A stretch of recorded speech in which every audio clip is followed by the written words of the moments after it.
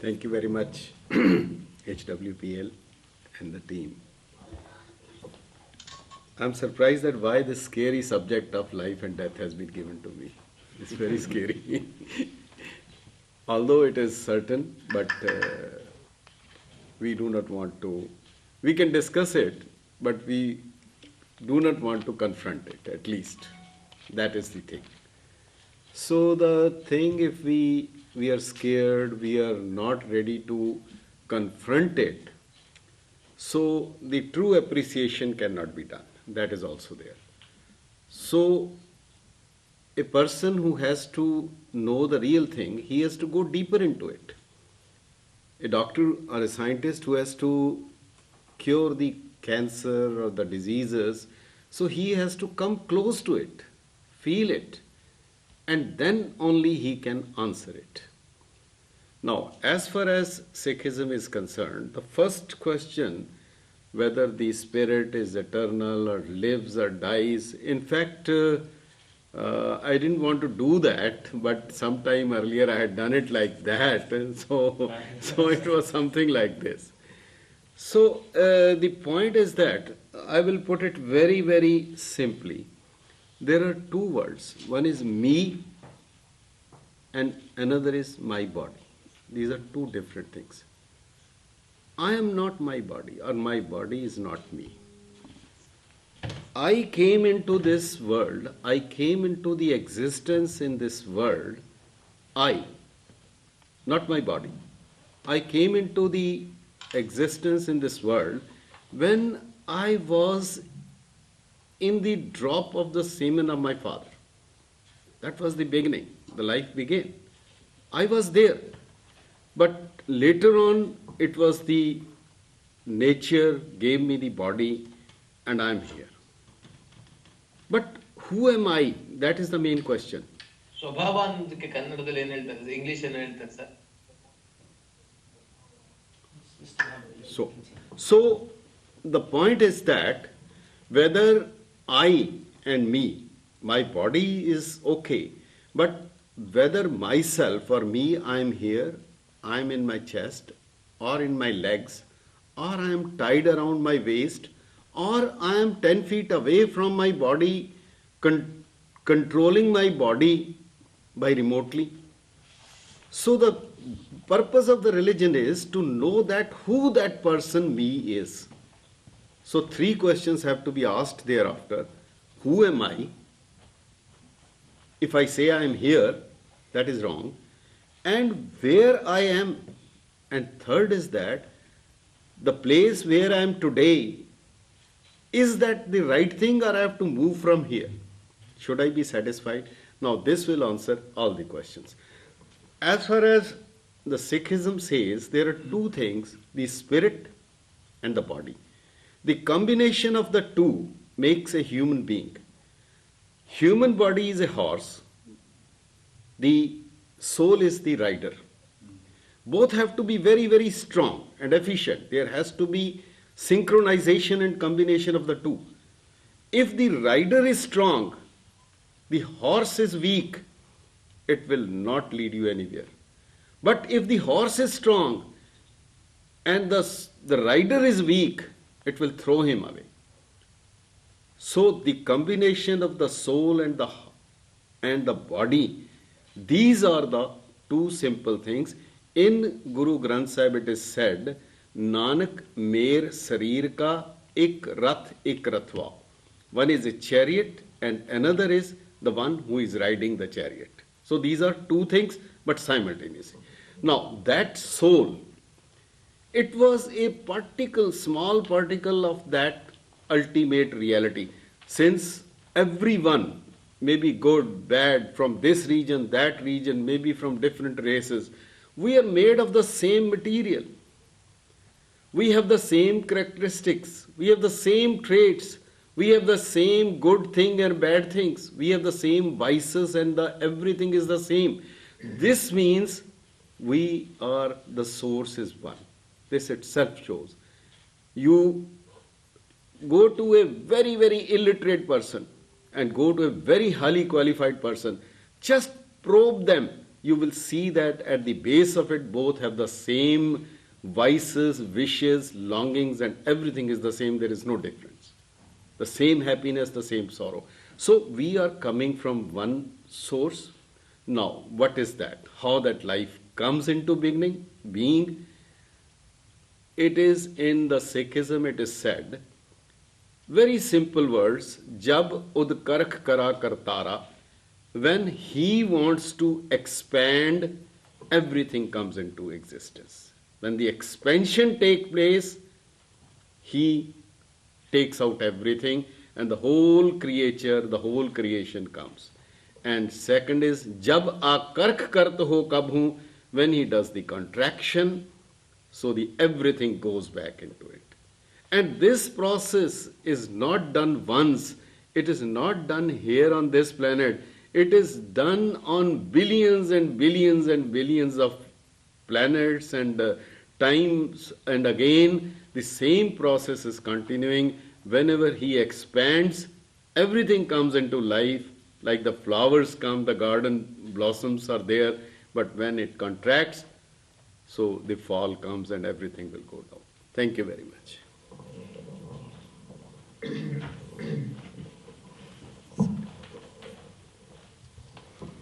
Yes, thank you, Mr. Lamba. That was a very detailed explanation. The moment we forget the name of the Lord, we forget the Lord, we are away from the Lord, the soul dies. It's a dead soul now. The moment we are with Him, we remember Him, we consider Him to be with us, then it is a living thing. So death and life comes, the soul is in this manner. As far as physical death and physical life is there, the Sikhism has very unique explanation to these two things. It says that the method of being born, method of the way of coming to this earth is same for every human being. Whether he is rich or poor, he is of the very educated or uneducated, he is of the, considers him to be of a higher class or a higher religion or higher anybody, he has to come through the same path.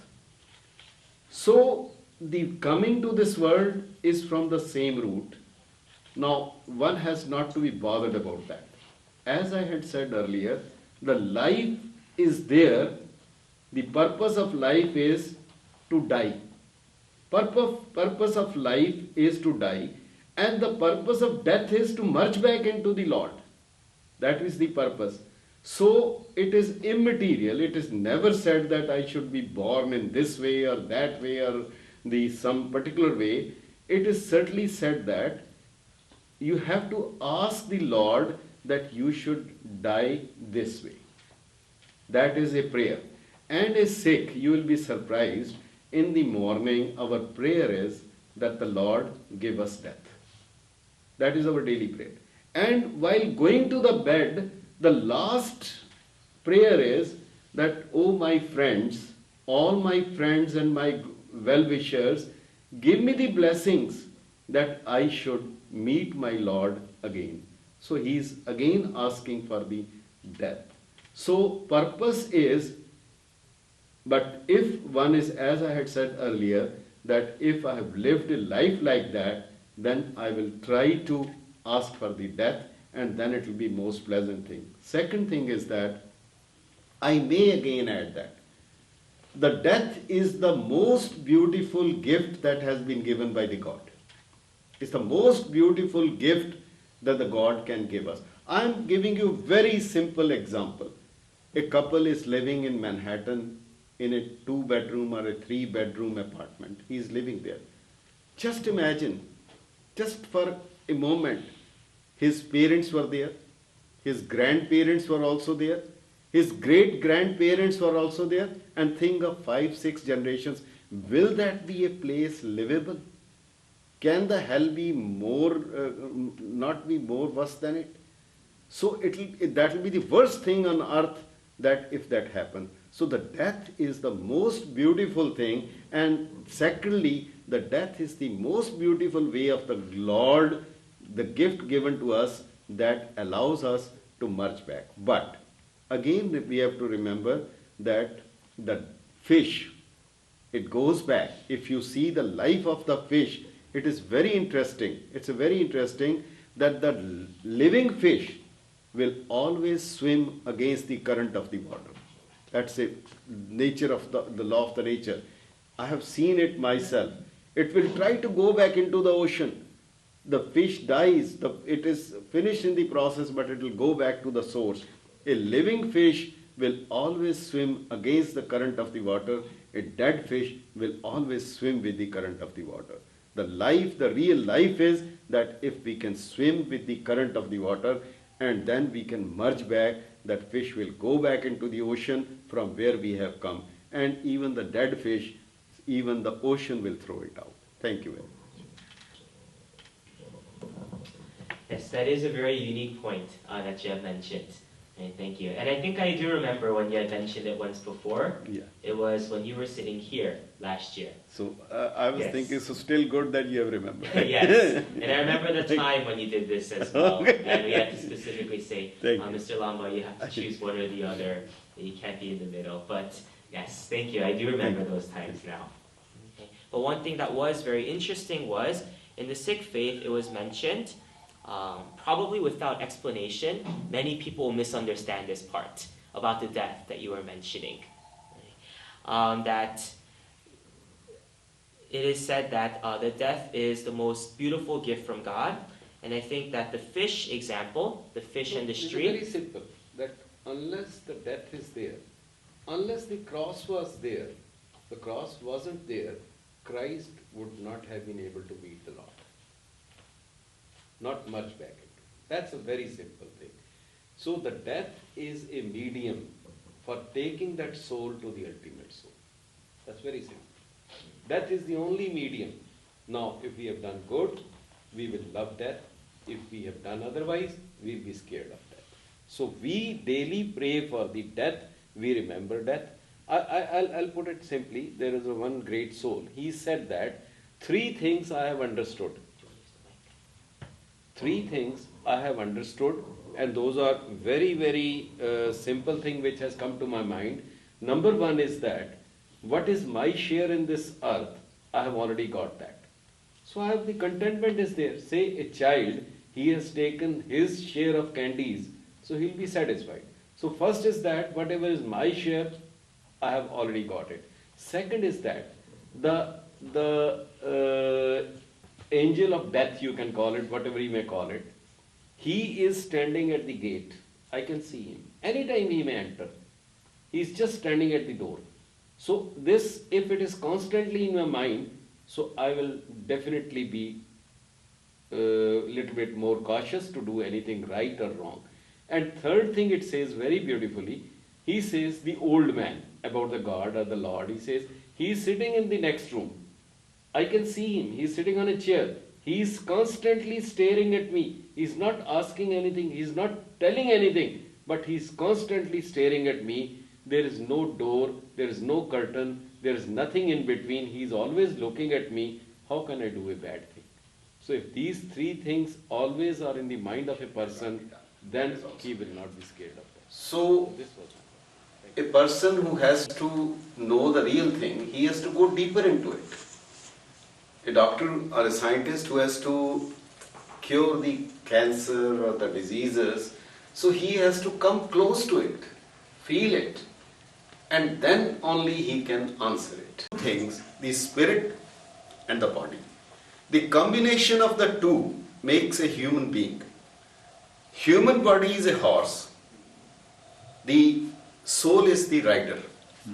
Both have to be very, very strong and efficient. There has to be synchronization and combination of the two. If the rider is strong, the horse is weak, it will not lead you anywhere. But if the horse is strong and yeah, thank you very much. The subject is of life and death. We are evolving around these 2 questions. Now, there may be different views because a thing which has started millions and billions of years ago, a thing which is happening right now in our vicinity, we are not certain that what has happened. If you see the tomorrow's newspapers, for the same thing there may be different versions. So the thing which has happened, the beginning of the life or the beginning of death, there may be different views. Or I may say that there are 4 philosophers, then the 5 viewpoints may be there. So that is a very, very complicated thing. The purpose of the discussion is that we understand that what is it. Nobody can say with certainty that this is right and this is wrong. That is the first thing of the purpose of definition. I can give only the Sikh perspective of the life and death. As for life we have briefly seen that what is life and what is death, why the death was born, why the death was created. I think the life was created so that to attain death. It's the other way down. First the death was created. Death was created and then life came into existence. Even before the life came into existence, the death came into existence. That is why the Sikhism says, Maran likhai, mandal mein hai. We came into this world, first the destiny, the last date was written. It is very certain that it is coming on this day, and that is, we have come on this earth.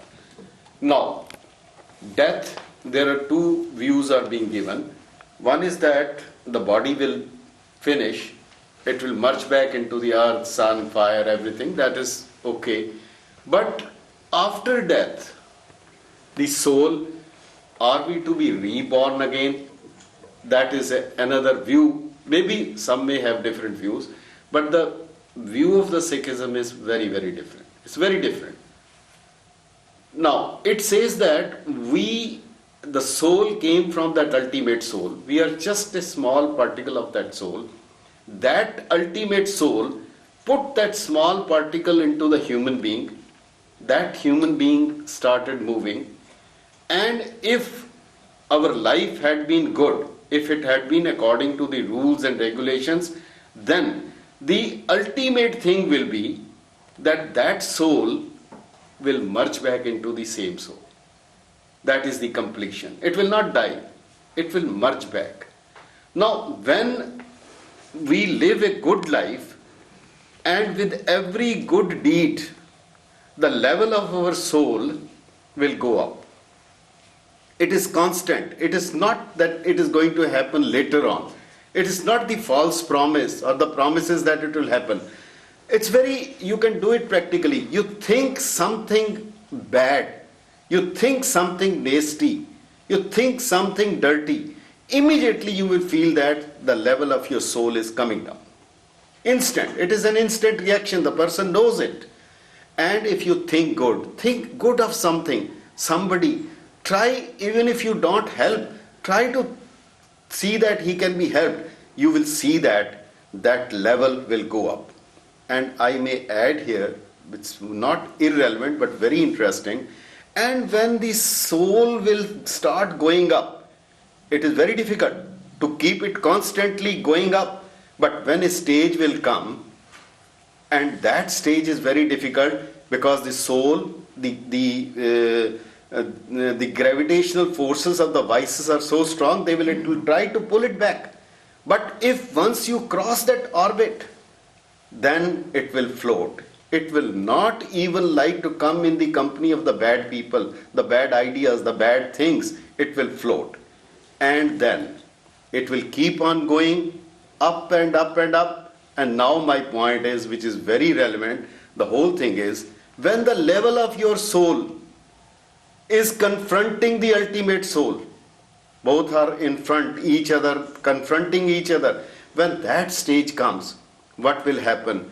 My soul would like to merge back, will try to mate with the ultimate soul. When 2 human beings meet, then they would not like to have even the thinnest of the cloth in between. when that stage comes, that soul would like to tear that or tear off the cloth of the body. It will try to merge back. Then the body will become an obstacle between mating between the my soul and the ultimate soul. That is the stage when Christ can be on the cross and be happy. If I have done that. So there is a saying, does the man knows his future? Yes. Certain things he knows, certain things he does not know. Certain things he does not know, that what will happen in the next generations or the next births or what has happened previous births. But one thing he may know, I certainly know that the things which I have done, the way I have lived my life, I know that certainly what is going to happen with me, and death is very scary for me. Thank you very much.